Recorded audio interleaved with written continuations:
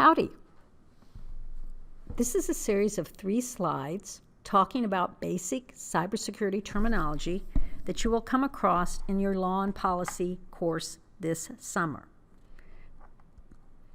So, the first thing we're going to do is talk about some basic terminology, and I'm going to show you how you find out if a word has a legal definition or not and explain that to you.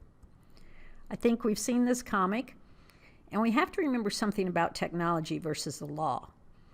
Technology, we make up words. Someone needs a word, they created the word blog.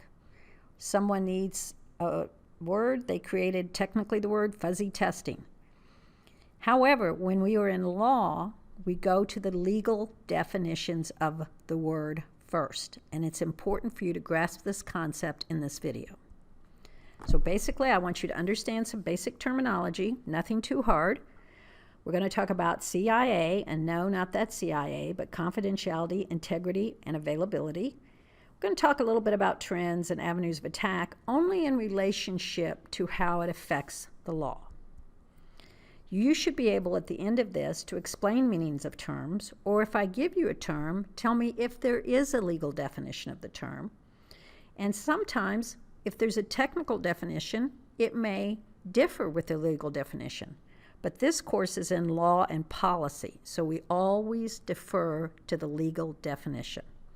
Here's something for you to know. If you use a term and it is not defined in the law, or if you use a term and you don't define it, it goes to the definition of its common use. So keep this in mind. Let me give you an example. I used to work in oil and gas. If you've worked in oil and gas, you know that drilling fluids are called mud. So a mud engineer doesn't run around and play in the sand and dirt. He's talking about being a drilling fluids engineer. I have a patent, and in that patent, I define the term mud because the patent is a legal document. And if I did not define the term mud as being synonymous with drilling fluids, then the patent, because it is a legal document, will defer back to the common ordinary definition of mud, which is not how it's used technically. So let's talk about the CIA triad: confidentiality, availability, and integrity. And this is how we keep information secure. Confidentiality is very simple. We ensure that sensitive information is not disclosed to unauthorized individuals, entities, processes, applications, users, what have you. So your data is kept confidential. You would not want your GPA, your financial, your health records blasted out. Those are highly confidential. Integrity means that the data that is presented is real and accurate and can only be accessed or modified by those authorized to do so. So, for example, a man-in-the-middle attack means that you send your data from point A to point B, but someone intercepts the data and can change the data, so the sender sends certain data, but it's not received at B. The data is not real and accurate. Lastly, there's availability. We want to ensure the timely and reliable access to and use of information. Let me give you an example. In IT systems, what we're talking about, and in the law, confidentiality trumps integrity, trumps availability. It doesn't matter if there's 100% availability if there's unauthorized access to your data, or it doesn't matter that there's 100% availability if the data is wrong. Let me give you a personal example. A few years ago, there was a brute force attack on my bank, and even though I had a very long and secure password that could not be cracked easily, my username was easily guessed because it was my first initial and last name, and yes, I changed it after that. The bank detected a brute force attack on certain accounts and realized that it was a risk, so they shut off access to those accounts on a Sunday afternoon, which meant I could not go to my ATM machine and withdraw cash. I had to go to the bank on Monday when the lobby was open and verify who I was and make some changes in my account. They were ensuring the confidentiality of my data. They were not giving me availability to my data. Now, were some people upset? Maybe, I don't know. But I was glad that they were so concerned that my account would be compromised that they shut off the account, that is, the data was not available, to ensure that its confidentiality was respected. Now, let's talk about the legal definitions. Confidentiality has a legal definition. It is what you see here: preserving authorized restrictions on information access and disclosure, including means for protecting personal privacy and proprietary information. How do I know it has a legal definition? What I have put in red is law. It's United States Code, Section 3542, under 44 U.S.C. U.S.C. is United States Code. That's law, federal law. If you see CFR, that's federal regulations that come from that law. So we have a legal definition for the word confidentiality. If you see a source such as SP 800, and I'll do a video on this, these are NIST documents. NIST is National Institute of Standards and Technology, specifically for cybersecurity. So NIST SP 800, SP 853, 53A, 18, 27, 60, ... Those are government documents, but they do not have the power and force of law. They have deferred to the law in this case because there is a legal definition for confidentiality. FIPS is Federal Information Processing Standards 200 and 199. Again, those are standards, that's not law. So what you want to remember is, how do you find if a word has a legal definition? And the CIA triad all has legal definitions. Okay? So you would guess that there would be legal definitions for integrity and availability. Let's check. I'm going to go to two sources that I have put in your slides for checking on words. This is a glossary. Here it is, NIST, National Institute of Standards and Technology. It's a glossary. I want to find if there's a word for integrity. I click on the I. I go through the list. Now, these are not all legally defined. These are terms that if you need to find a word, you're going to come here. But I'm going to look for integrity.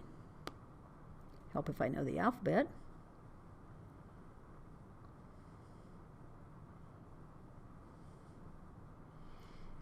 And you can see there's a lot of definitions here. And I look for integrity. And I go click on it, and I find the definition. And here, look, here's a source. 44 U.S.C. Section 3542. And I can click on that and actually go to the law from the Government Publishing Office that defines this.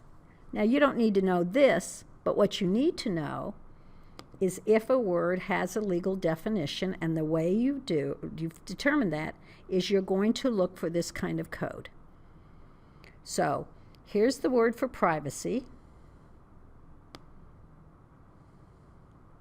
All the various definitions, but we are going to look for the one that is the legal definition.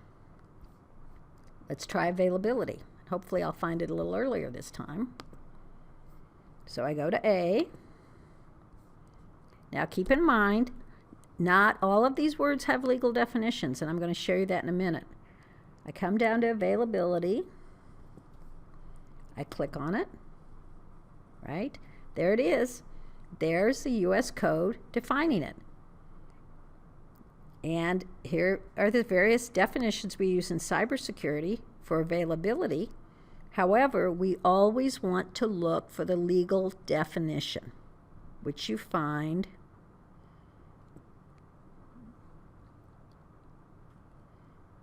and here is the example of the CFR, where the CFR is federal regulations based on the U.S. code. And here was the U.S. code. Okay, are we good with that? Let's try another word. Everybody's talking about privacy. Let's find out the legal definition for the word privacy.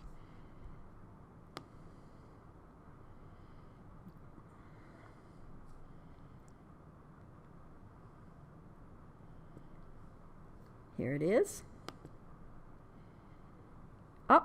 Check this out. What do you see? You don't see USC. There is no general statutory word defining for privacy. So listen to what I'm saying. We're talking about some laws, perhaps HIPAA, might have a definition for privacy relating only to medical records, but we have no general definition for the word privacy in statute. So when people talk about privacy, they are referring not to statute, but to Supreme Court rulings that defined privacy, but we have no legal definition. A second source you might want to look at is another glossary. I always defer to NIST. You'll find some overlap between these two. Basically, it's the same thing.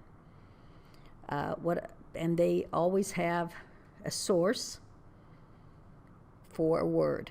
I would suggest you spend some time, and if you are not familiar with these two sources, become familiar with them.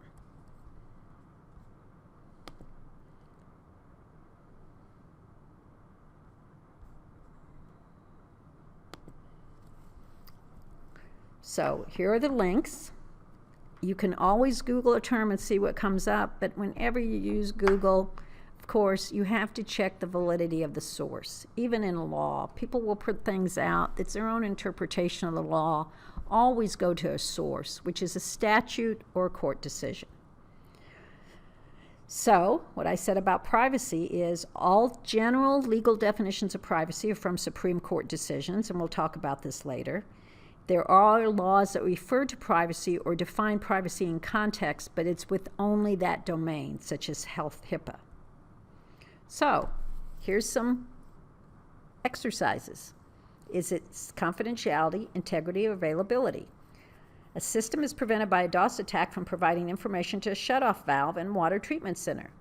Availability. System is fed from a malfunctioning sensor. Bad data, integrity. A file server is plugged into a faulty outlet, causing it to shut down frequently. Availability. Tim, not time, Tim always CCs all his coworkers on his work-related emails, even though they contain medical information. Confidentiality. A hard drive has a faulty head that often impacts the disk, causing the data stored to be altered in unpredictable ways. Integrity. Now, you might say, well, the integrity would affect the confidentiality and the like. That's true, but you want to go to the heart of the matter. When we talk about CIA or when we talk about data breaches, we focus on the confidentiality. I specifically put examples in here to focus on integrity and availability. So I want you to take some time for an assessment activity. What are some of the recent technical advances that challenge CIA? Let's think through a few of them. Well, the use of smartphones, right? Apps. The fact we're sending data back and forth. The fact that we have the Internet of Things and there's so many unencrypted devices. I think you could come up with a laundry list of this. We'll post some discussions on this.